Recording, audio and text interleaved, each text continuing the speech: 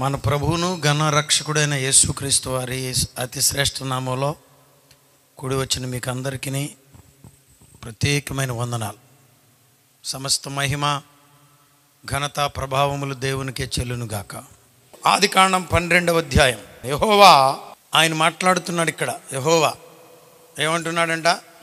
యెహోవా నీవు లేచి నీ దేశము నుండి, నీ బంధువుల యుద్ధ నుండి, నీ తండ్రి ఇంటి నుండి బయలుదేరి నేను నీకు చూపించు దేశమునకు వెళ్ళుము. దేవునికి స్తోత్రం.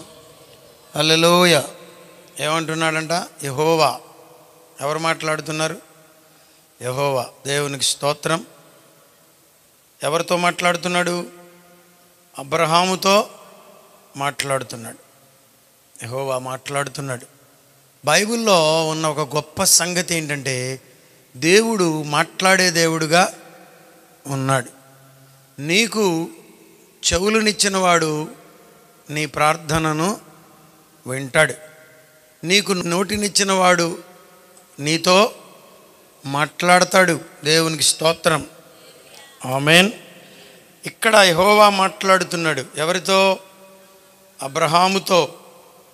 అబ్రహాముతో ఏమంటున్నాడు? నీవు లేచి. పని జరగాలంటే మనము లేవాలి. లేవకుండా కబుర్లు చెప్తున్నారు. లేవాలి. దేవుడు అబ్రహాముతో మాట్లాడుతున్నాడు, నీవు లేచి. If you take the Indian Christian history, భారత క్రైస్తవ చరిత్రను, అసలు ఏ క్రైస్తవ చరిత్రనైనా మీరు పరిశీలన చేసినట్లయితే మరి లేచి వెళ్ళిన బిడ్డలందరినీ ప్రభువు వాడుకున్నాడు. మనము వెళ్ళాలి అంటే లేవాలి. మనకు ఒక చెడ్డ సాంప్రదాయం ఏముందంటే ఎక్కడోళ్ళు అక్కడే ఉండిపోవాలి. చూసారా? ఒక కేరళ వాళ్ళు మాత్రమే వారున్న ప్రదేశం నుండి వెళ్ళి ఆయా ప్రాంతాల్లో పనిచేయడం మొదలుపెట్టారు. అందులో భాగంగా ముఖ్యంగా మన దేశంలో వాళ్ళు ఇతర ప్రాంతాలకు, ఇతర రాష్ట్రాలకు, ఇతర దేశాలకు వెళ్ళి సువార్తను అందించడం మొదలుపెట్టారు. అందుకే దేవుడు వారిని అందరినీ మిషనరీస్గా వాడుకున్నాడు. దేవుడు ఆడపిల్లలను కూడా వాడుకుంటాడు, వృద్ధులను కూడా వాడుకుంటాడు. అయితే మనము లేవాలి. అబ్రహాముతో ప్రభువు చెప్తున్నాడు, నీవు లేచి నీ దేశము నుండి, నీ బంధువుల యుద్ధ నుండి, నీ తండ్రి ఇంటి నుండి బయలుదేరాలి. ఎందుకో ఆ మూడింటిని మెన్షన్ చేశాడు. ఏమన్నాడు? నీ దేశము నుండి.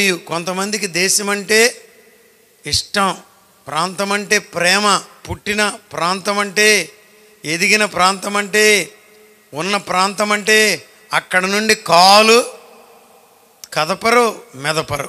పరిచర్య జరగాలంటే దేవుని యొక్క పిలుపునందుకుని లేవాలి. రమ్మనంగానే వచ్చే సంఘాలు మనకు కావాలి. పిలుపుతో కదలాలి. రాజుబాబాయ్ గారు రాశారు ఏనా, ఏమని? క్రైస్తవుడా, సైనికుడా, కదలి రాబోయి నీవు కదలాలి.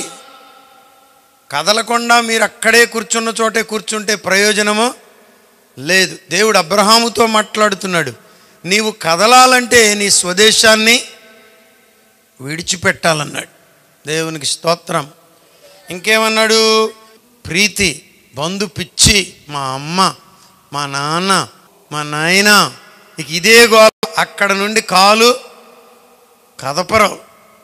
దేవుని పని నీవు చేయాలంటే, దైవ చిత్తాన్ని నీవు జరిగించాలంటే బంధువుల మీద నుండి.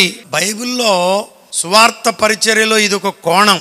చాలామంది మనసంతా బంధువుల మీదే పెట్టుకున్నందుచేత నీవు విడిచిపెట్టాలి. దేవునికి స్తోత్రం, హల్లెలూయా. అబ్రహాముతో దేవుడు అబ్రాముగా ఉండగానే మాట్లాడుతున్నాడు. ఏమని? నీవు బంధువులను విడిచిపెట్టాలి.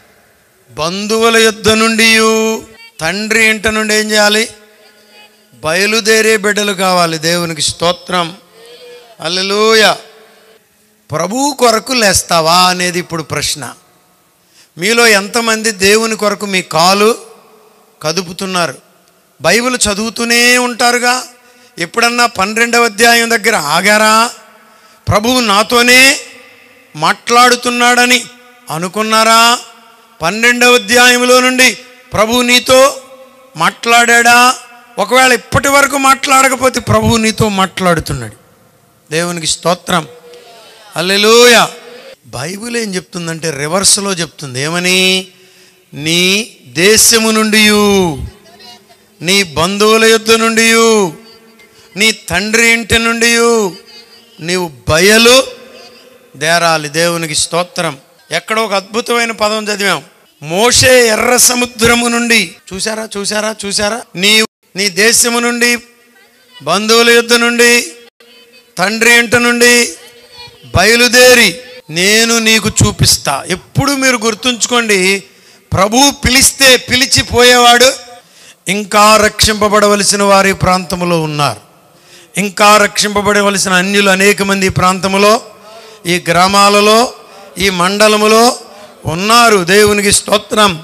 వారందరూ రక్షించబడాలంటే నీ శత్రువు మీటింగ్ పెట్టినా రావడానికి సిగ్గైతే లోపలుండన్నా లే అని లేపాడు. ఎవరిని? అబ్రహామును. దేవునికి స్తోత్రం. నేను నీకు చూపించు దేశమునకు వెళ్ళుము. అది చెప్తున్నా. ఏది చెప్తున్నాను చెప్పండి. యోబును పిలిచాడు, వదిలేశాడు. అయ్యగారు వదలడు. ఒక ప్రాణం పోయినందుచేతో దేవుడు వదిలేవాడు కాడు. వదలలా. ఏమంటున్నాడు? ఇదిగో నీవు లే, నా తండ్రి ఇంటి వద్ద అనేక పరివారులకు చెప్పండి సమృద్ధి అయిన భోజనము కలదా లేదా? ఉంది. సేవలో సహకరించడం మొదలు పెట్టండి. మీ పిల్లలను పరిచర్య కొరకు పంపండి. ప్రభు పిలుస్తున్నాడు. స్తోత్రం. హల్లెలూయా. దైవజనులు గండిగుంట రాజుబాబాయి గారు, అయ్యా కొత్త బండిని మీరు కొనుక్కోవచ్చుగా కిస్తీల మీద అన్నారంట. ఆయన అన్నారు, నేను కొత్త బండికి వెళ్ళడం లేదు, ప్రభువు నాకు ఇచ్చిన బండితో తృప్తి పడుతున్నాను. ఎందుకనంటే ఒకవేళ నేను కిస్తీల మీద బండి కొంటే కిస్తీ కట్టలేకపోతే కిస్తీ కొరకు అక్క ప్రార్థన చేస్తానని ఎవరింటికన్నా గృహదర్శనానికి వెళ్ళాల్సిన రోజు వస్తుందేమో, నాకు అక్కర్లా, ప్రభువు కొత్త బండి ఇచ్చిన రోజే ఇస్తాడు. ఇంత గొప్ప మనసు ఇంకా ఎక్కడన్నా మనకు కనబడుతుందా? నేర్చుకోవాలండి. ప్రభువు మనలను పోషించగలిగిన సమర్థుడు, విడిచిపెట్టడు, చూపిస్తాడు నీకు. హల్లెలూయా. అబ్బా, గొప్ప దైవజనుడు ప్రవీణ్ చెప్పండి పగడాల, అవునా కాదయ్య గారు? ప్రభు అంట ఆయన గేట్కు ప్రిపేర్ అవుతుంటే ఏమండయ్య గారు ఇండోర్ వెళ్ళమని ప్రభువు చెప్పాడంట. ఆయన మాట తీసుకుని ఇండోర్కి వెళ్ళిపోతే అక్కడ భాష రాని ప్రదేశం. ఇప్పుడు ఆయన హిందీ రాదండ. ఒక జైన్ సహోదరి హోటల్ నడిపిస్తుంటే అక్కడికి వెళ్ళాడంట. ఆమె భోజనం పెట్టిందంట. ఎక్కడి నుంచి వచ్చావని అడిగిందంట. వచ్చి రాని తెలుగు హిందీలో. ఆయన పలానా చోట నుండి వచ్చాడని చెప్పాడు. మరి ఉండటానికి ఇల్లుందా అని అడిగాడంట. లేదని చెప్పాడట. ఈయనకి దర్శనంలో ప్రభు మేడగది ఏది చూపించాడో, మంచం ఏది చూపించాడో, చెంబు ఏది విన్నారు ఈ క్లిప్ మీరయ్య గారు? ఏది చూపించారో ఈమె అక్కడికే పంపిందంట. ఇదిగో నా ఇల్లే. ఇంటి కొరకు అడుగుతున్నాడు, ఆకలితో ఉన్నాడు. అది సందర్భం. ఇంటి కొరకు అడిగితే ఇదిగో పైన ఒక గది ఉంది, అక్కడికి వెళ్ళి ఉండమందంట. తీరా చూస్తే అక్కడికి వెళితే ప్రభు ఆయనకు చూపించినటువంటి గదే, ఆయనకు చూపించినటువంటి మంచమే, ఆయనకు చూపించినటువంటి బెడ్షీటే, ఆయనకు చూపించిన చెంబే అక్కడ కనబడిందంట. ఇదిగో అక్కడికి వెళ్ళి మెస్ ఉంటుంది, అక్కడ నా పేరు చెప్పి పలానా అని అక్కడ భోజనం చేయమని చెప్పిందంట. మన ఆకలి ప్రభువుకు తెలుసా తెలీదా? మన ఆహారపు అవసరత దేవునికి తెలుసా? పిల్లలను ప్రభువుకి ఇవ్వడానికి కొంతమంది గజ గజ గజ వణిపోతున్నారు. ప్రభువు చూపించిన ప్రదేశానికి మనం వెళ్ళాలి. ఎక్కడికి పడితే అక్కడికి వెళితే పని జరగదు. రూతు ఎక్కడుందో చెప్పండి. రూతు ఏ పొలములోనికి పోయింది? బోయజు పొలములోనికి పోయింది. కాబట్టే ఏమైంది? పరిగె దొరికింది. పరిగె మాత్రమే కాదు, గ్లీనర్ మాత్రమే కాదు, తరువాత ఆమె వానర్ అయిపోయింది. దేవునికి స్తోత్రం. మీరు ఎక్కడ చెప్పండి పని చేస్తున్నారో చాలా ప్రాముఖ్యమైన అంశం. చదివే పిల్లలు గుర్తుంచుకోండి. What you are studying is important, where you are studying is more important than that. మీరు ఏమి చదువుతున్నారు అనేది ముఖ్యమే, కానీ దానికంటే ముఖ్యమేంటో తెలుసా? ఎక్కడ చదువుతున్నారో. పాస్టర్ గారు, పిల్లలు ఎక్కడ చదువుతున్నారో, మీరు ఎక్కడ సేవ చేస్తున్నారో చాలా ప్రాముఖ్యం. మా మేనత్తయ్య గారు 4 సెంటుల స్థలం ఇచ్చి అందులో రేకుల షెడ్ వేసుకోమంది. నీకు ఆ రేకుల షెడ్లోనే ఉండిపోతావు నీ యొక్క మేనత్త దగ్గర చేరితే. మేనత్త కాదు చూపించాల్సింది. చెప్పండి, ఎవరు చూపించాలి?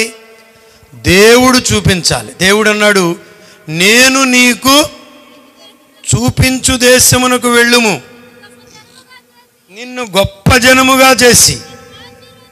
అబ్బా, నిన్ను గొప్ప జనముగా చేసి నిన్ను ఆశీర్వదించి నీ నామమును గొప్ప చేయుదును. ఎవరు మాట్లాడుతున్నారు చెప్పండి? ఎవరు మాట్లాడుతున్నారు? దేవుడే.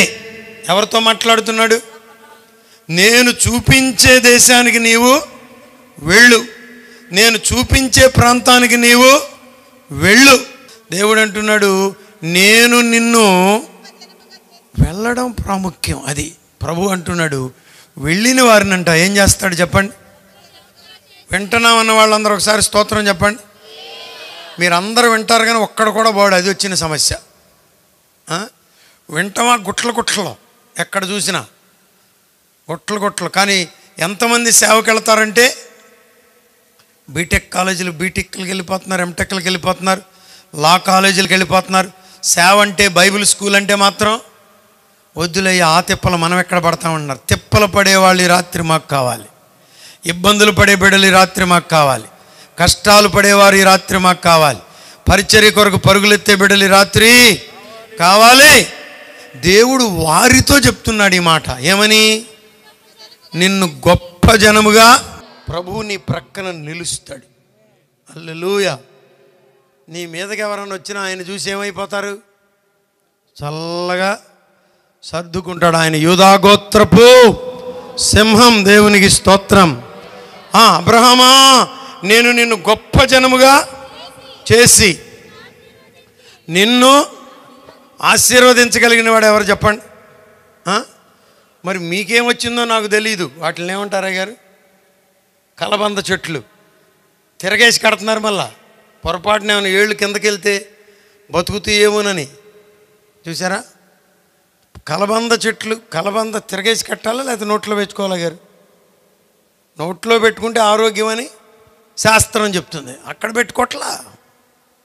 కలబంద చెట్టు కాదు నిన్ను ఆశీర్వదించేది, కరుణామయుడైన దేవుడు, సమర్థుడాయన, సజీవుడాయన, సర్వోన్నతుడాయన, సర్వాంతర్యామైన, సర్వ సృష్టికి కారణభూతుడు ఆయనే. శూన్యములో సృష్టిని చేసి సమస్తమును నడిపించుచున్నవాడు ఆయనే. ఆయనను వదిలిపెట్టి మీ తాతయ్య దగ్గరికి పోయి నువ్వే దేవుడు అంటావా? ఎంత ఘోరం. తాతయ్య కాదు, అమ్మమ్మ, అంతకన్నా దేవుడే. దేవుడు అంటున్నాడు, నేను వస్తా నీతో పాటు. వచ్చి ఏం చేస్తాను?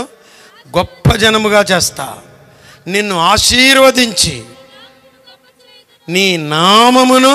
బైబిల్లో దేవుడే అంటున్నాడు, నేను నీ నామమును గొప్ప చేస్తా. దేవునికి స్తోత్రం. హల్లెలూయా. దేవునికి మహిమ కలుగును గాక. నీ నామమును ఏం చేస్తాను? గొప్ప చేస్తా. ఏమంటున్నాడు? నీ నామమును నేను పైకెత్తుతా. రాజుబాబు గారు అన్నారు, ప్రభు అన్నాడంటే, ఇదిగో ఎన్నాళ్ళు మట్టి నీవు కనబడ్డావు, కొద్దిమందికే కనబడ్డావు, ఇప్పుడు నేను ఎత్తుకొనబోతున్నాను, అందరికీ కనబడతామన్నారంట. నాకు మీకు గుర్తుందో లేదు ఈ మాట చెప్పారు అయ్యగారు. మీరు నమ్మండి ఈ మాట.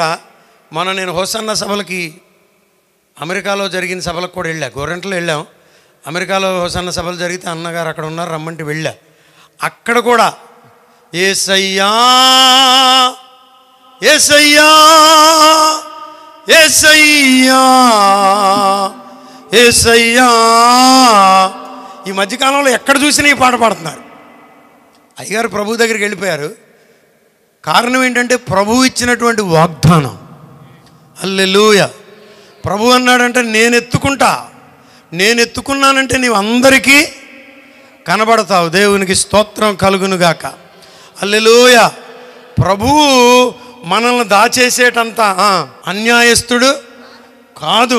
మనుషులు అట్లాంటి పనులు చేస్తారు. నాకు కొంతమంది పెద్ద పెద్ద సేవకులు తెలుసు. వాళ్ళు చిన్న దైవజనుని ద్వారా ప్రభువులోకి వచ్చారు. మా పాస్టర్ గారు అంటారు కానీ పేరు చెప్పరు.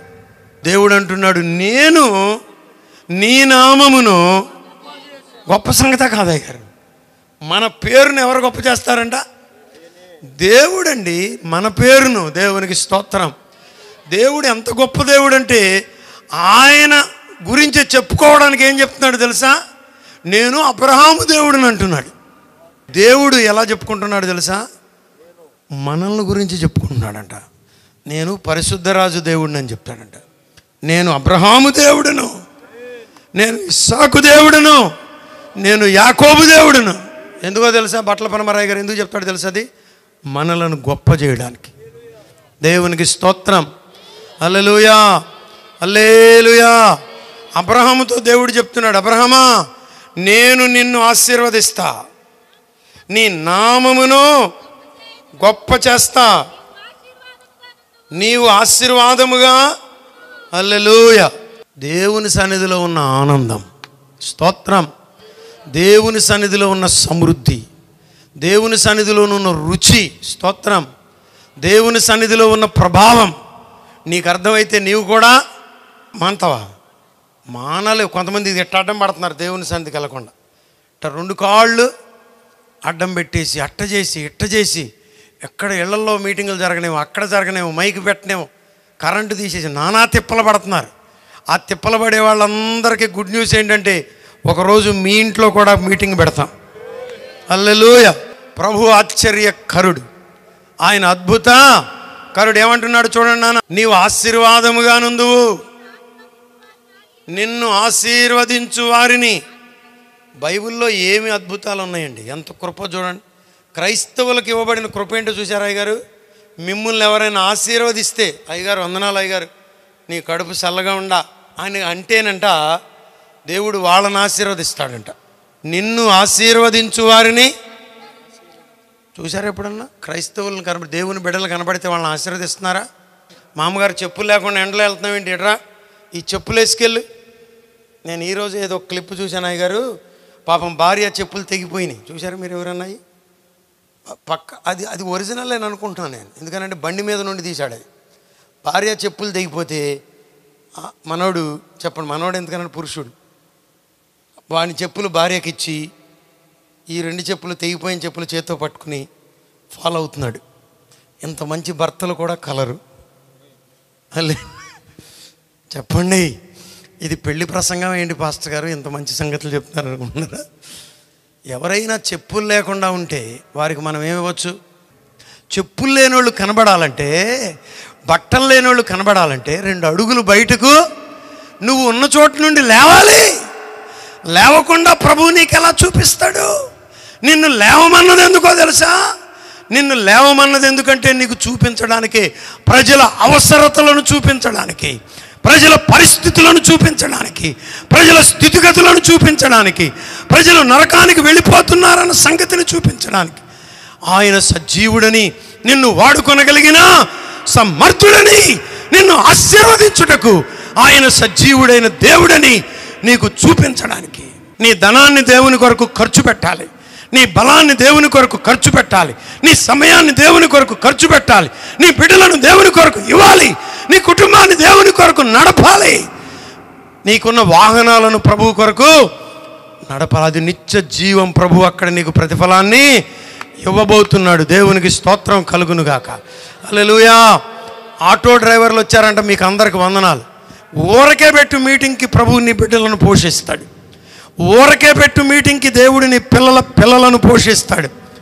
ఊరకే పెట్టు మీటింగ్కి డ్రైవర్గా కాదు, క్లీనర్గా కాదు, వానర్గా ప్రభువు మలచగలిగిన సమర్థుడు. ఇది మా పని కాదు, ఇది దేవుని పని. ఇది మా కొరకు కాదు, ప్రజల రక్షణార్థమై యేసయ్య సజీవుడని, యేసయ్య విమోచకుడని సువార్త పరిచర్యలో మేమున్నాం. దేవునికి స్తోత్రం. అబ్రహాముని చెప్పండి, అబ్రహాముని లేపి చెప్తున్నాడు, లే, నువ్వు నడు, నేను నిన్ను గొప్ప జనముగా చేస్తా, నిన్ను ఆశీర్వదిస్తా, నీ నామమును గొప్ప చేస్తా, నీవు ఆశీర్వాదముగా. దేవుడు అట్టి కృపను మనకు కలుగు చేయునుగాక. హల్లెలూయా. ఎలా ఉండాలి చెప్పండి? అందరూ బాగానే ఉన్నారు, వీడి కర్మే ఇట్ట కాలిపోయింది అన్న స్థితిలోనికి మనం రాకుందుముగాక. దేవునికి స్తోత్రం. నీవు ఆశీర్వాదముగా నుండు. అందరూ అనండి అమ్మా, పక్కళ్ళకి తిరిగి చెప్పండి, నీవు ఆశీర్వాదముగా నుందువు. దేవునికి స్తోత్రం. హల్లెలూయా. నీవు ఆశీర్వాదముగా, you will be the blessed person. నాకెంత ఆనందమో తెలుసా?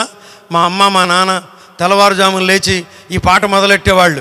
జనమూల ఐశ్వర్యామో నీ వైపు త్రిప్పబడును. హల్లెలూయా. సముద్ర వ్యాపారము నీ వైపు. తెల్లారగట్ట లేచి బోధించే బిడ్డలు, తెల్లారగట్ట లేచి సువార్త పాటలు పాడే బిడ్డలు, తెల్లారగట్ట లేచి ప్రార్థన చేసే బిడ్డలు. పిచ్చోళ్ళు అనుకోమాక అమ్మోళ్ళు, మన అమ్మోళ్ళు పిచ్చోళ్ళు ఏం కాదు. మా అమ్మ నాన్న తెల్లవారుజామున లేచి ఈ పాట పాడినందున చెప్పండి, నేను మన బిల్డింగ్ ఎక్కి పైనుండి చూస్తుంటే పెద్దది కనబడుతుంది. నేను అడిగాను ఏంటి బాబు ఇదని. వాళ్ళు చెప్పారు ఇది రొయ్యల కంపెనీ అండి అని చెప్పారు. రొయ్యలు ఎక్కడి నుంచి వస్తున్నాయంటే సముద్రంలో నుంచి వస్తున్నాయంట. ఎక్కడో కాదు, మొవలో మన ఇంటి వెనకమాల సముద్రం ఎక్కడుంది? 24-30 కిలోమీటర్ల దూరాన దేవుడు ఏం చేశాడు? సముద్ర వ్యాపారాన్ని మన దగ్గరికి తెచ్చాడు. తెస్తాడండి. హల్లెలూయా. సముద్ర వ్యాపారము నీ వైపు త్రిప్పబడును, సముద్ర వ్యాపారము నీ వైపు త్రిప్పబడును, జనమూల ఐశ్వర్యము, జనమూల ఐశ్వర్యము నీ యొద్దకు వచ్చును, నీ యొద్దకు వచ్చును. లెమ్ము తేజరిల్లుము నీకు వెలుగు వచ్చియున్నది, లెమ్ము తేజరిల్లుము నీకు వెలుగు వచ్చియున్నది. హల్లెలూయా. లేస్తారా? జనముల ఐశ్వర్యాన్ని రాజశేఖర్ గారు దేవుడు ఏం చేస్తాడు? మన వైపు త్రిపుతాడే గారు. అమెరికా వెళితే సక్సెస్ అవ్వలేమని వాళ్ళు చెప్తారు, మనం అవుతాం. ఎందుకో తెలుసా? మనకు వాగ్దానాలు ఉన్నాయి. ప్రభువు మనల్ని పిలిచాడు. ఆయన పిలుపులో మనం ఉన్నాం. దేవునికి స్తోత్రం. ఇక ఇందులో అనుమానమేమీ. నువ్వు చేయవలసిందల్లా ఏంటో చెప్పండి. ఆయన లేవమన్నప్పుడు వెళ్ళమన్నప్పుడు వెళ్ళాలి. ఇక్కడే కాదు, మీటింగ్కి చెప్పండి. ఈ మీటింగ్ ద్వారా మీరు నేర్చుకోవాల్సింది ఏంటంటే, మీ పాస్టర్ గారు ఎక్కడ మీటింగ్ పెట్టినా పాస్టర్ గారితో పాటు వెళ్తారా? వెళ్ళాలి. గృహకూటం అంటే వెళ్ళాలి. బాప్తిస్మం అంటే వెళ్ళాలి. చెప్పండి. సమాధి కార్యక్రమం అంటే వెళ్ళాలా వద్దా? వెళ్ళాలి. దేవునికి స్తోత్రం కలుగునుగాక. ప్రభువు కృపామయుడు, ఆయన కృప చూపుతాడు. అవునయ్యా, నన్ను కూడా అబ్రహాములాగా వాడుకో ప్రభువా, నీ పిలుపును వింటానయ్యా, నేను కూడా లేస్తానయ్యా. నేను నా ఇంటి మంచి వాక్యం పెట్టారు చూడండి, చదవండి ఏమనుంది అక్కడ. నేనును నా ఇంటి వారును యెహోవాను సేవించదము. సేవిస్తారా? కొంతమంది సేవకులు అంటున్నారంట, ఏదో లేరా మా కర్మెట్ అయిపోయింది, మీరన్నా బాగా చదువుకుని పైకి రండిరా. అది మంచి సేవనాయ్య గారు మీరు చెప్పండి. మనం అట్లా అనడానికి వీలు లేదు. దేవుడు మమ్మల్ని ఆశీర్వదించాడు, మీరు కూడా సేవ చేయాలి అని మన పిల్లలతో మనము సేవా పరిచర్య కొరకు బిడ్డలను ఇచ్చేవారు కావాలి. ఇక్కడ ఒక సంగతి చెప్పనా మీకు. ఆ పిలిచినప్పుడు అబ్రహాం గారు వయసు ఎంతో తర్వాత వచ్చిన వాళ్ళు అనుకుంటూ రాయబడింది అయ్య గారు. అబ్రహాము హారాను నుండి బయలుదేరినప్పుడు 75 ఏండ్ల ఈడు గలవాడు. ఎన్నేళ్ళు అంట అయ్య గారు? 75 ఏళ్ళు. సువార్తకి వెళ్తే వెళ్తారు కానీ ఆ పిల్లలు వెళ్తారులే, కుర్రోళ్ళు. మరి మీకేమైంది? ముసిలోళ్ళు అంట. అదే పెన్షన్కేమో అదే అంటే నేను ముసలిదాన్ని అనుకుంటావా, ఎగరేసుకుంటూ వెళ్ళిపోతున్నావు. పాటలు పాడటానికి రమ్మంటేనేమో నేను ఎక్కడ వస్తానులేయ్యా. అట్లా కానే కాదు. 75 ఏళ్ల వయసులో దేవుడు ఎవరిని పిలిచాడు? అబ్రహామును పిలిచాడు. అబ్రహామును పిలిచినప్పుడు అబ్రహాం వయసు ఎంతంట? చాలా విషయాలు ఉన్నాయి అక్కడ మీకు చెప్పడానికి. అబ్రహాం అక్కడికి వెళ్ళాడు, బలిపీఠమును కట్టాడు. అయ్యగారు స్తోత్రం. ప్రభువును ఆరాధించాడు. నూతన స్థలములలో మనము బలిపీఠములను కట్టాలి. సేవకులు నూతన స్థలములలో మనం పరిచర్యలను ప్రారంభించాలి. దేవునికి స్తోత్రం. హల్లెలూయా. పరిచర్య ఉన్న చోటే మీరు పొయ్యి ఓదాలని కొత్త పొయ్య నేనైతే అనుకోవట్లా. సువార్త లేని ప్రాంతాల్లోనికి మీరు వెళ్ళాలి. దేవునికి స్తోత్రం. ఆమేన్. ఇంటి మీద ఒంటరి పిచ్చుకగా ఉండడానికి వీల్లేదు. దేవుని పిల్లల సహవాసములో ఉండాలి, పరిశుద్ధుల సహవాసములో ఉండాలి, దేవుని కృపను పొందాలి.